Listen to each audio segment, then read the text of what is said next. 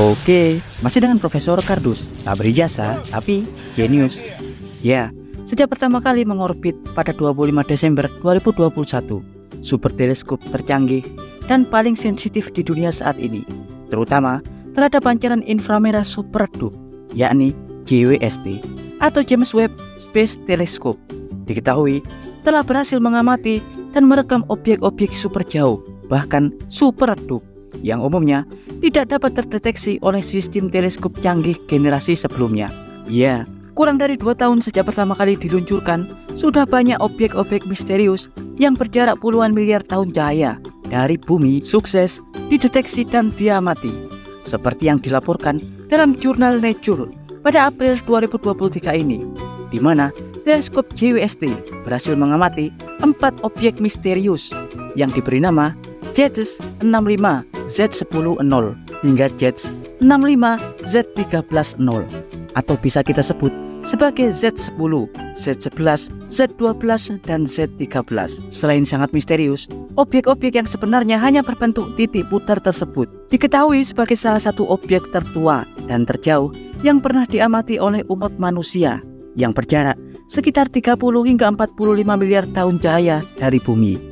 Objek-objek tersebut pertama kali diamati pada tahun 2023 ini oleh tim ilmuwan JETS atau James Webb Deep Extragalactic Survey, yang merupakan subdivisi observasi alam semesta yang khusus mempelajari galaksi-galaksi awal tertua yang terbentuk di alam semesta kita.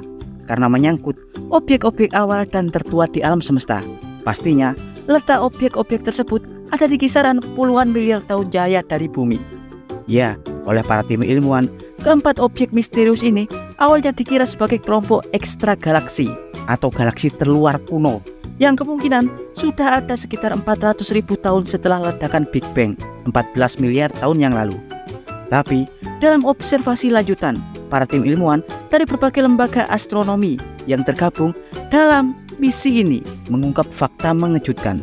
Tak lagi menganggap objek-objek itu sebagai kelompok ekstragalaksi. Kali ini, mereka memperkirakan bahwa objek-objek misterius tersebut adalah sebuah bintang supermasif yang berukuran dan bermassa hingga ratusan ribu kali lebih masif daripada matahari kita. Ya, mereka memperkirakan objek-objek tersebut adalah objek hipotesis super langka yang disebut sebagai bintang materi gelap.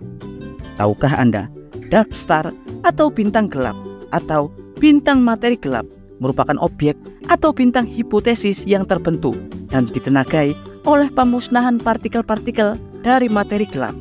Materi gelap adalah bentuk materi hipotesis yang diperkirakan menjadi penyusun hampir 27% struktur alam semesta.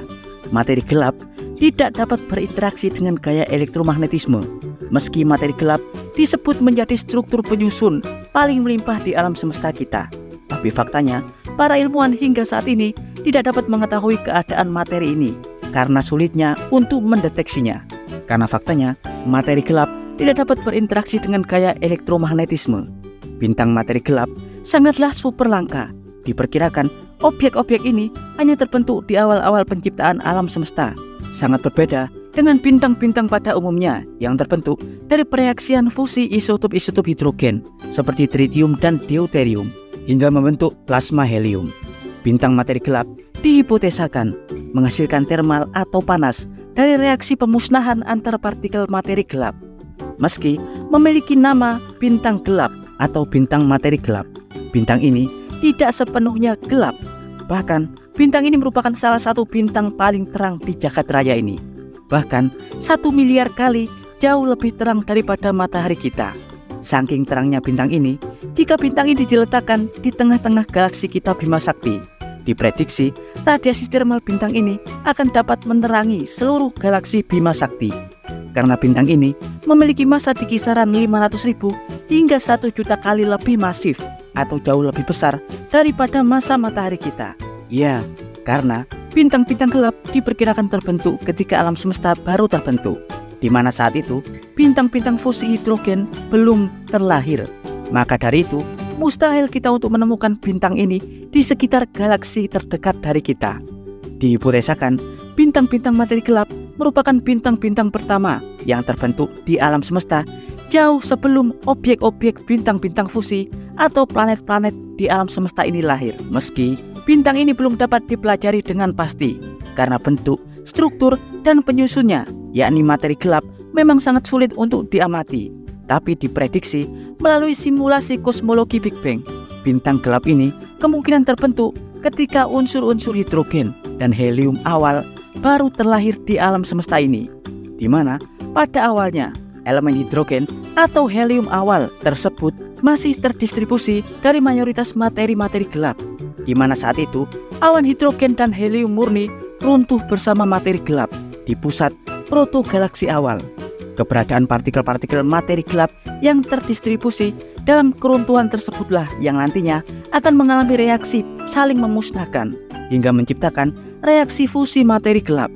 Berbeda dengan reaksi fusi yang terjadi pada bintang modern yang dapat menciptakan logam-logam seperti fero atau nikel, besi atau nikel, ketika mayoritas isotop-isotop hidrogennya telah fusion menjadi helium.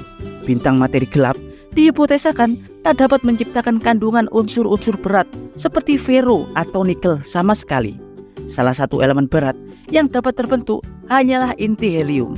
Diprediksi hasil pemusnahan antara partikel materi gelap dalam bintang materi gelap nantinya akan menciptakan emisi fusi materi gelap yang pada akhirnya akan menciptakan rantai peluruhan hingga menghasilkan foton-foton energik, antimateri, bahkan neutrino. Meski bintang materi gelap masih berwujud hipotesis karena belum ada bukti empiris yang mutlak membenarkan keberadaannya, namun para ilmuwan percaya keadaan bintang materi gelap sangatlah ilmiah untuk terbentuk di keadaan awal alam semesta, yang saat itu umumnya keadaan unsur atau elemen sangat jarang dan belum terbentuk.